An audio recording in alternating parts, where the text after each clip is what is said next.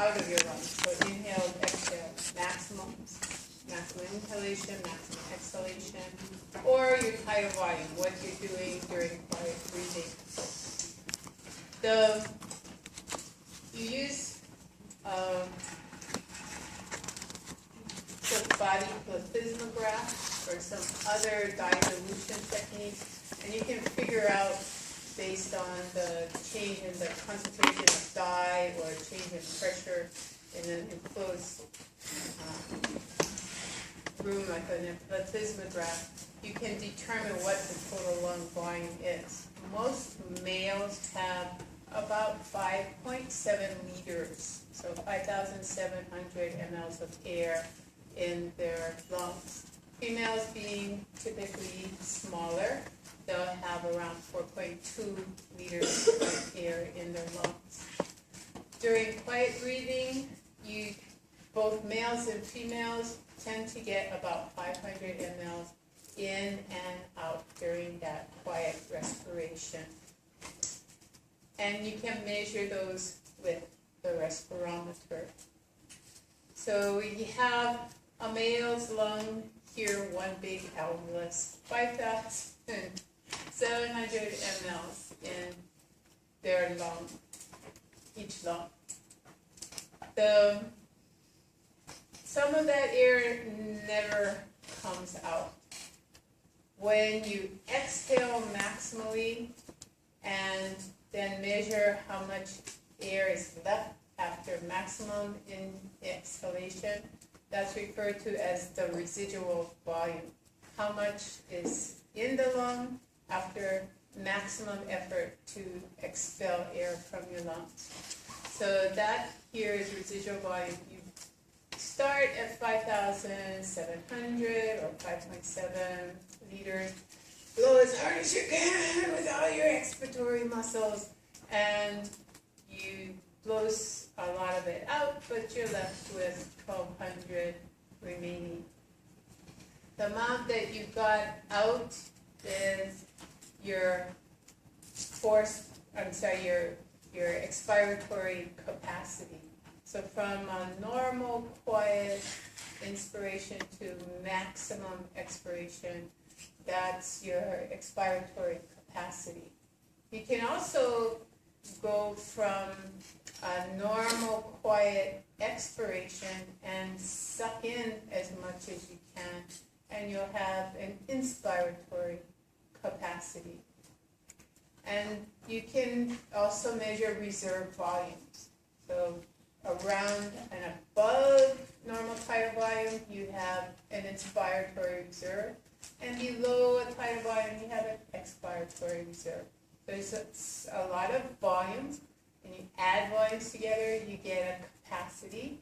You add all the volumes together, you get what's called vital capacity. Vital means life. This ability to get air in and out of your lungs is vital to your existence.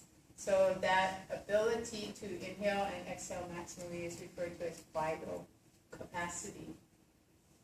So tidal volume, that's quiet breathing that you're doing right now. Normally 500 mLs. So unless otherwise told that the tidal volume is something else, you assume it's 500 mLs. You have to memorize it. It might be in the table, but it might not. So remember, tidal volume is 500 mLs unless otherwise told that it's something else. The normal lung volume for a male, 5.7. Normal for a female, 4.2. Remember, those numbers might be important at some point. Normal residual volume, 1,200 mL. So of the total lung capacity, there's still 1,200 mLs left in your lungs after maximum exhalation. This is important. You need to keep that air in the alveoli so that you can expand them again. If all the air comes out of your alveoli every time you exhale, then you're going to have positive pressure to pop them open again. So that would be inconvenient to have to lug around a positive pressure machine. Every time you exhale, you have to push the button to re-expand your lungs. So that is important. We need that residual volume. Why do you have residual volume? Because you can't collapse the lung. It's attached to the chest wall. Again, that attachment is important.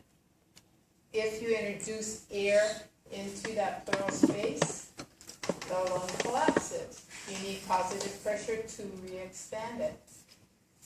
With the two surfaces attached together, the lung cannot collapse.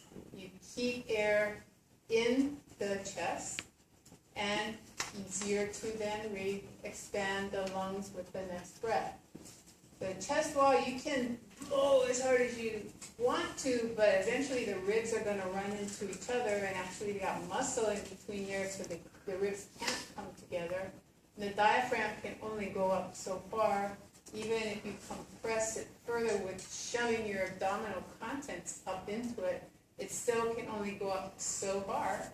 And so there's going to always be a residual amount of air left in your lungs. It makes it easier for the lungs to re-expand. The residual volume is good as long as the rest of your lung capacities and volumes are normal. Then having that residual volume is an advantage. When it gets too big, that means other volumes have to suffer because residual volume is going up. So with emphysema, with diseases where the airways collapse and trap air in the chest, residual volume increases, total lung capacity doesn't change. So way extreme disease, but we'll not go there right now. Probably not in this chapter. So the functioning volumes have to suffer. If this gets bigger, then the ability to inhale and exhale maximally has to be compromised. You have to lose those functions. So on a respirometer, you're going to be able to trace different maneuvers that you can consciously make your lungs go through. You're sitting there quietly breathing, you're going to see 500 mLs go in and out. That's all these small little curves. So 2700 minus 2200, 500 mLs. This is your tidal volume. It's labeled TB here, and the arrow is showing you as the excursion between 27 and 2200, 500 mLs.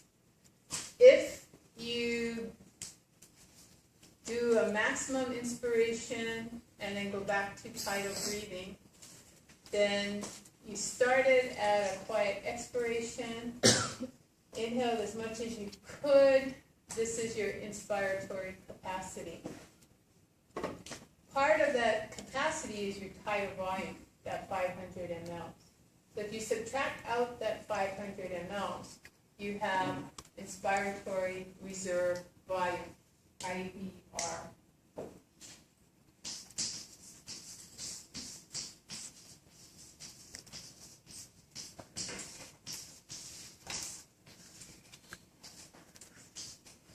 So IVR. You add back tidal volume to the inspiratory reserve volume, IVR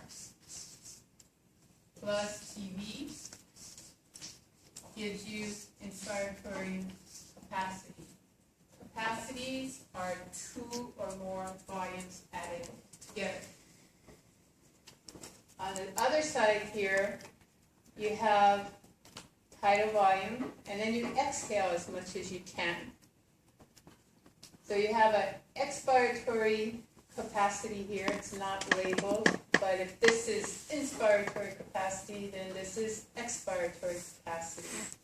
You go from a quiet inspiration to maximum expiration and then back to tidal volume.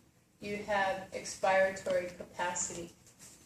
Expiratory capacity minus tidal volume is expiratory reserve volume. So EVR is your expiratory reserve volume. If EVR plus tidal volume, that gives you an expiratory capacity. So you have two volumes added together, you have a capacity.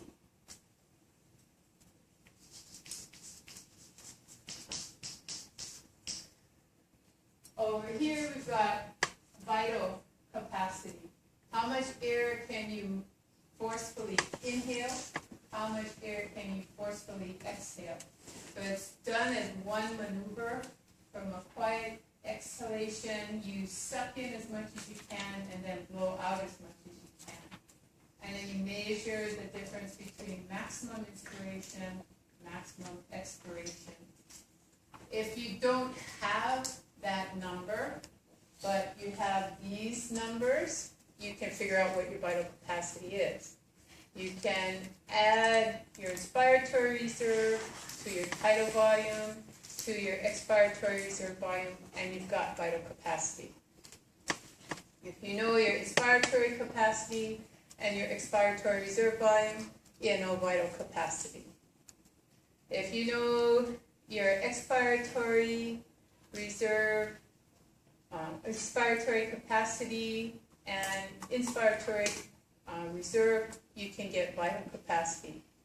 And working backwards, if you know vital capacity and you know your expiratory reserve, you can figure out inspiratory capacity. So it's just math from that point on. You cannot measure residual volume on a respirometer because a respirometer is only measuring what you can move in and out of your lungs. You can't get residual volume out, so you can't measure it. There's also a term called functional residual capacity.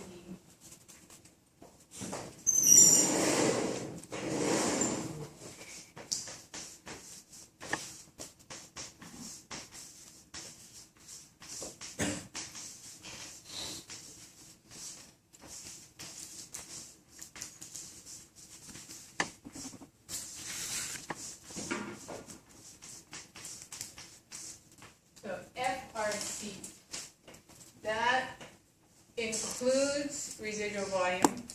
This is the amount of air that is normally left in your lungs while you're quietly breathing.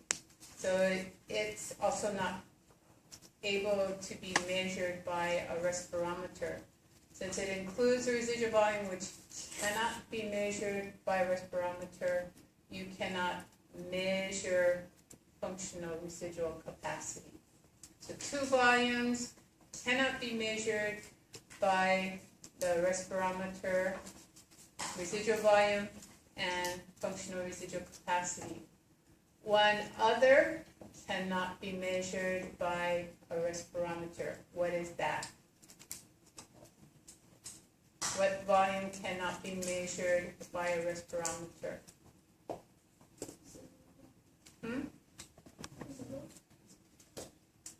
Maximum what?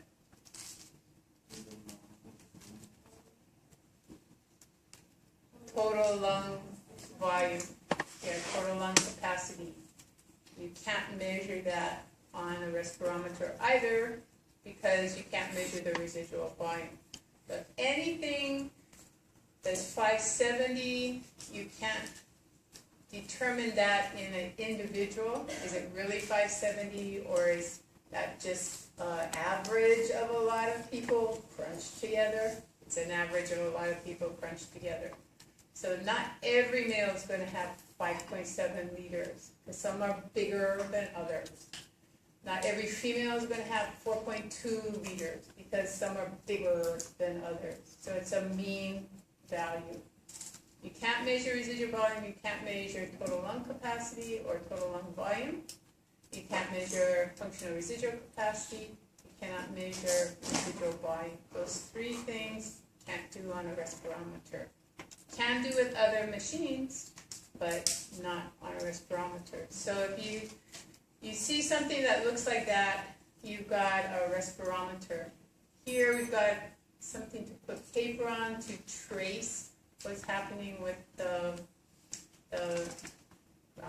volumes. We've got a bell here that's inverted into water, and inside the bell there's air. You're going to breathe through the tube, and you're going to suck air out of the bell. When you do that, the chain that's attached to a recording pin, the bell goes down because volume went into you. So the pen goes up. And when you exhale, the bell goes up, and the chain then will push the pen down, and the trace will go down. So this is a respirometer, or a spirometer, if you want to call it that.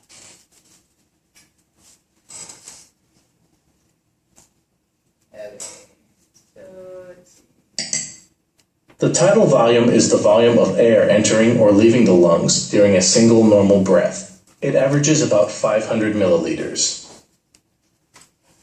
So you notice total lung volume here is now 6,000 ml. In other texts it will be 7,000 ml. Forced inhalation volume is the extra amount of air that can be taken in with forced inhalation.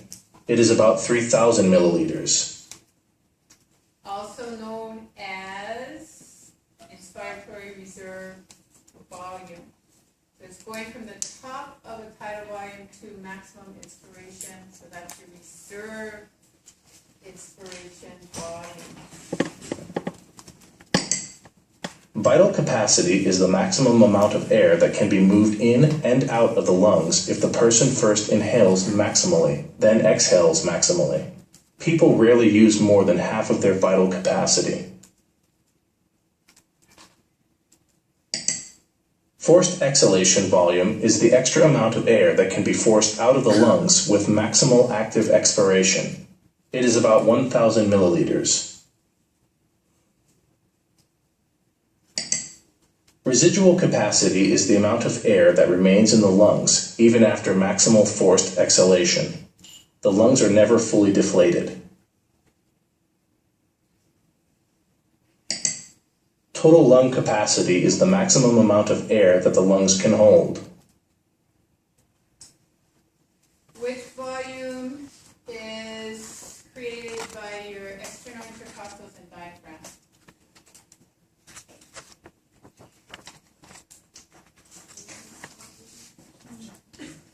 Tidal volume. So quiet breathing is tidal volume. Quiet breathing is done by your diaphragm and your external intercostals. What volume is done or produced when you call into sternocleidomastoid and scalenes and pectoralis minor and serratus anterior? Which one? Which volume?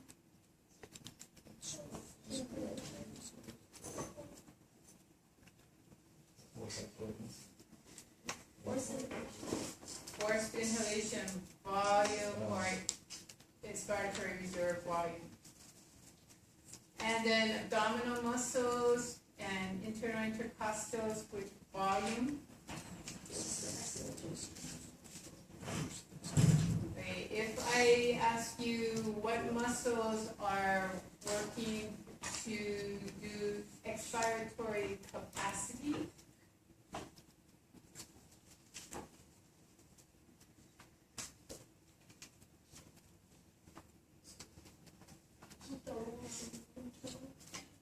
abdominal muscles, interthoracic, intrathoracis, intrathoracis.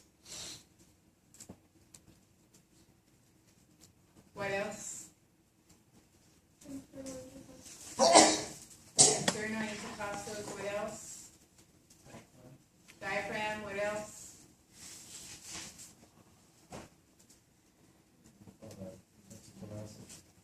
Said that already.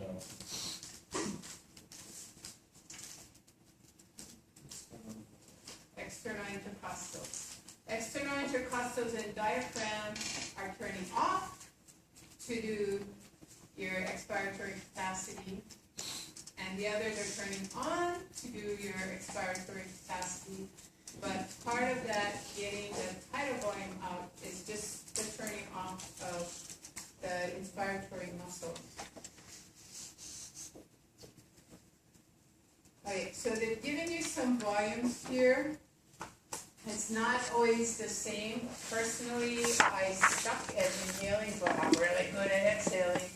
And probably because I was a swimmer and I was always exhaling against positive pressure of water.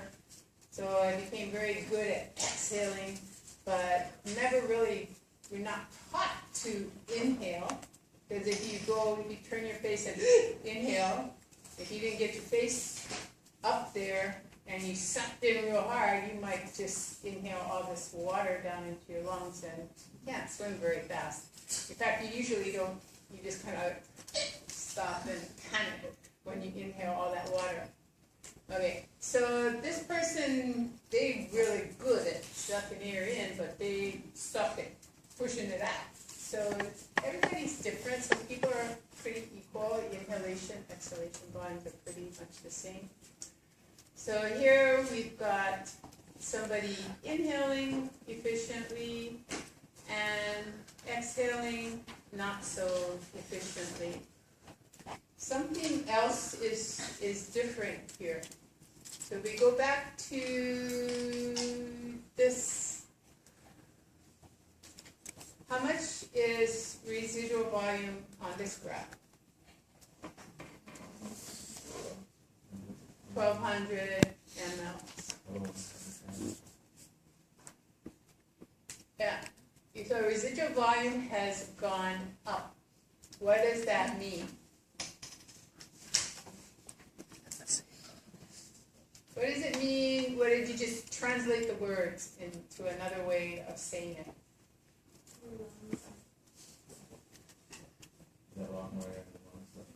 You got more air in your lungs after a normal quiet exhalation.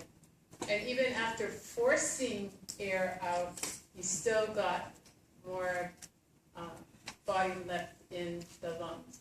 If you go back and you look at the normal again, which is going one direction. So 27 to 22, that's 500 mLs. Here we've got 35 to 3,000, still 500 mLs, but you're at a higher volume while you're breathing. Why are you at a higher volume for your tidal volume? Because residual volume is increasing and it's pushing your function, your lung function to higher volumes. You can't operate at the lower volumes, you've got to operate at higher volumes. You still get your maximum air in, but you can't get the maximum air out. Air is getting trapped in your lungs. So if air is getting trapped in your lungs, give me a reason why it's getting trapped in your lungs. Emphysema.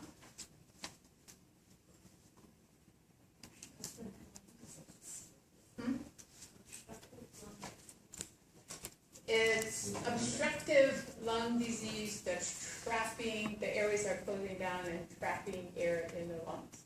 Would this be a person with asthma?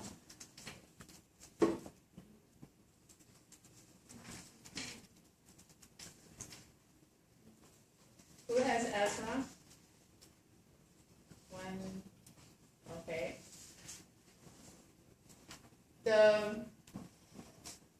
Do you notice that you have a hard time exhaling? But Do you get large volumes out, but just take longer to get it out?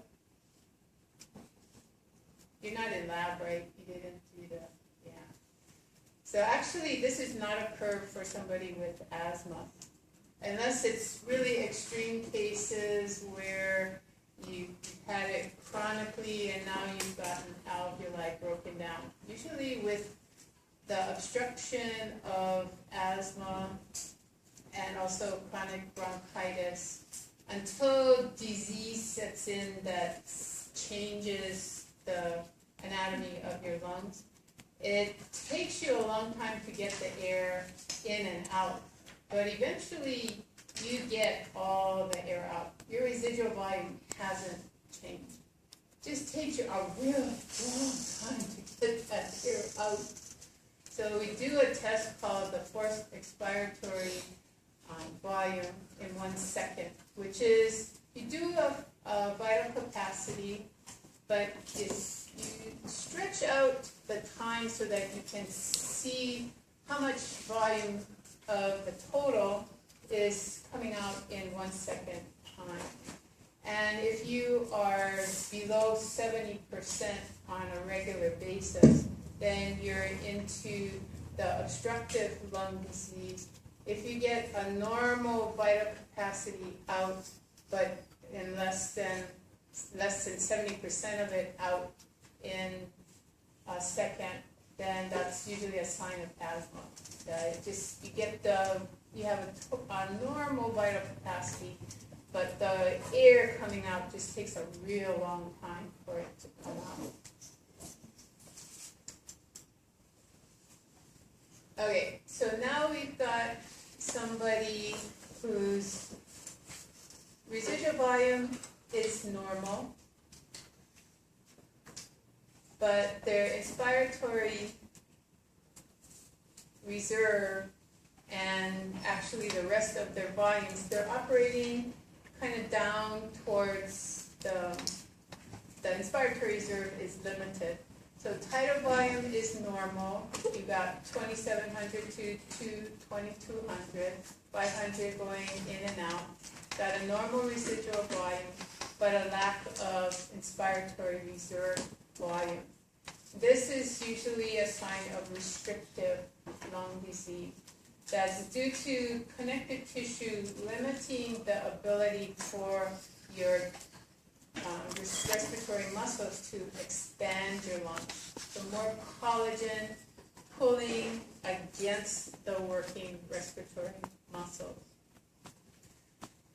Early in some diseases, you get this kind of restrictive problem.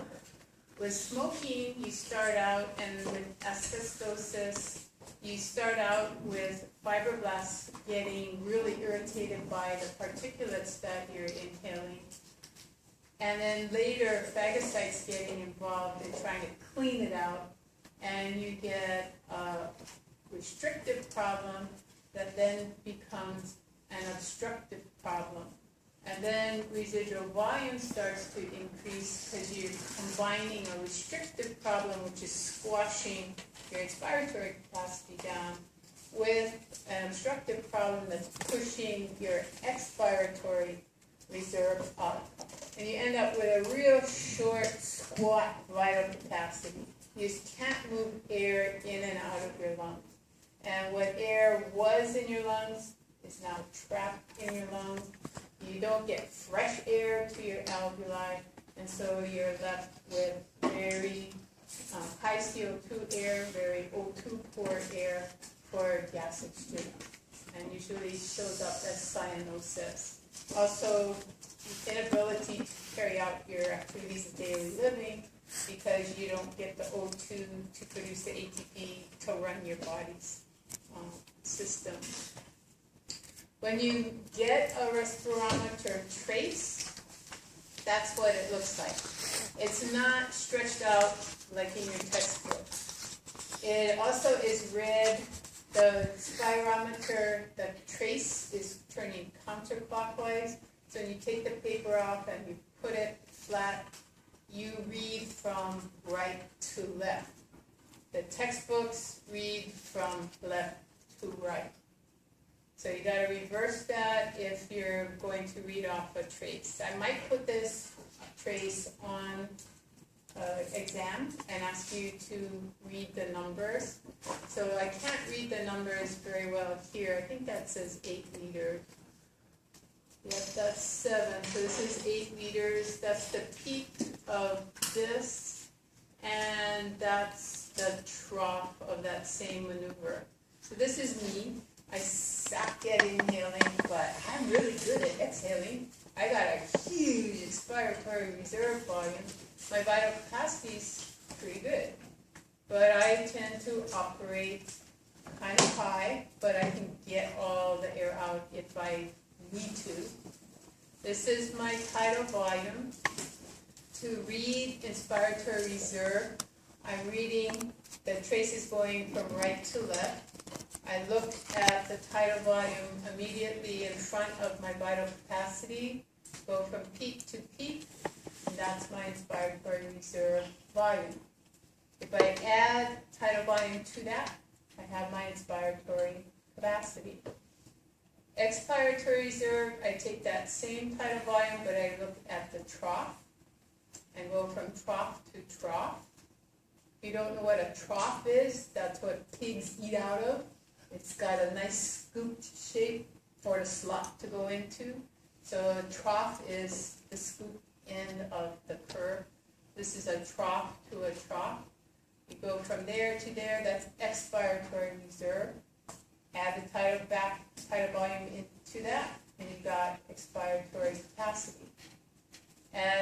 Go from peak to trough, and that's my vital capacity.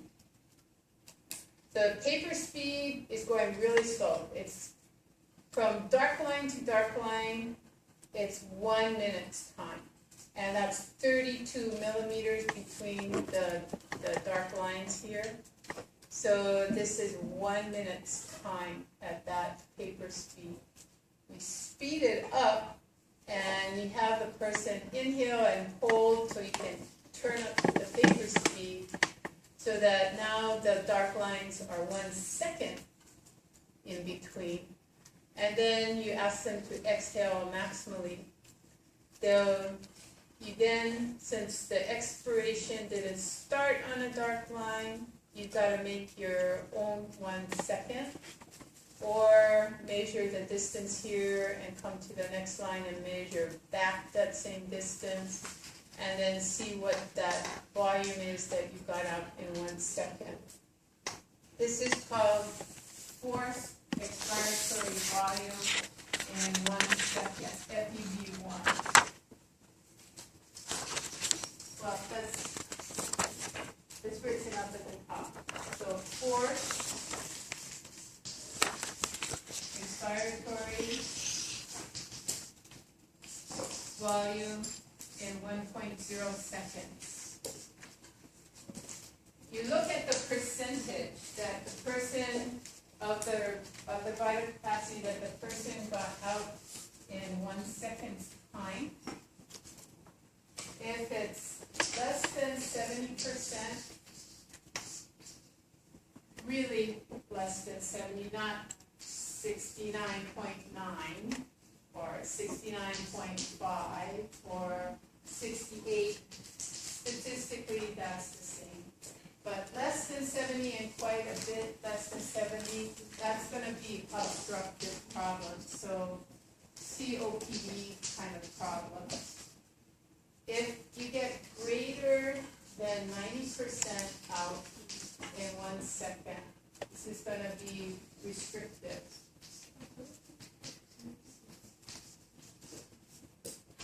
So you got a normal range that's between 70 and 90%.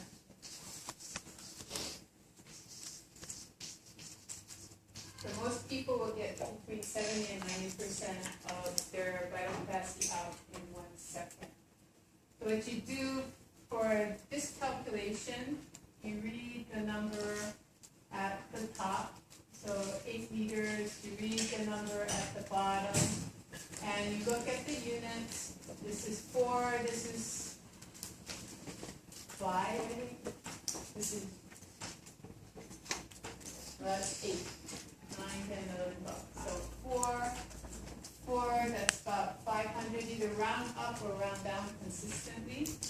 Okay, 8 liters minus 500, so 750, 7,000 and 7,500. And then divide, so that's your vital capacity. And then we'll determine the 1 second. So that looks like it would be 8,000 minus 1,500.